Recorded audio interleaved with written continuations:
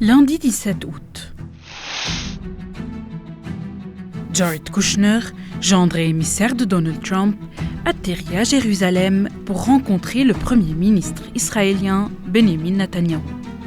En jeu, sauver un plan de paix pour Gaza, désormais au point mort, mais qui avait pourtant plutôt bien démarré. My plan calls for the creation of a new international oversight body, the Board of Peace. The new transitional authority in Gaza, all parties will agree on a timeline for Israeli forces to withdraw in phases. Fin septembre 2025, Donald Trump dévoile son plan à la Maison-Blanche, aux côtés de Benjamin Netanyahou. 20 points pour tourner la page de la guerre. Et dans un premier temps, les choses avancent. Cessez-le-feu en octobre, libération des otages, déploiement progressif d'une force internationale de stabilisation.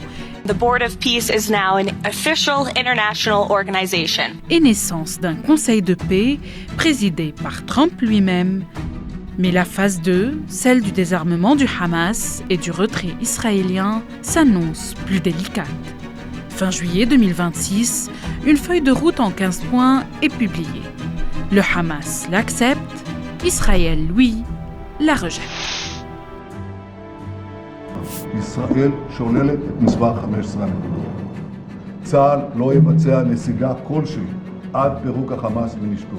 Pour Netanyahou, le texte ne garantit pas un désarmement suffisant, contrôlé et vérifiable. Il conditionne donc tout retrait de ses troupes à cette exigence, tout en réaffirmant la liberté d'action de son armée face aux menaces.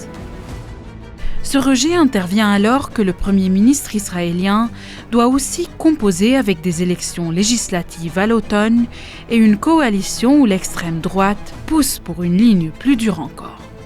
C'est dans ce contexte que Jared Kushner est envoyé au Moyen-Orient pour tenter de rapprocher les positions.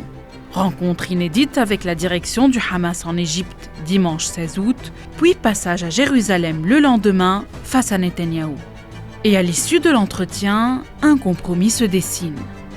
Confier la supervision du désarmement du Hamas à un général américain, plutôt qu'au comité technocratique palestinien initialement prévu. Kushner évoque un premier geste possible d'ici 30 jours.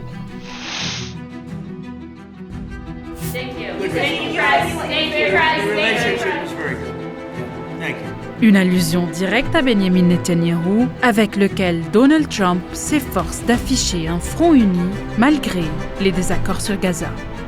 Donald Trump is the greatest friend that the state of Israel has ever had in the White House. Mais sur le terrain, la phase 2, elle, n'a toujours ni calendrier ni garantie de voir un jour le jour.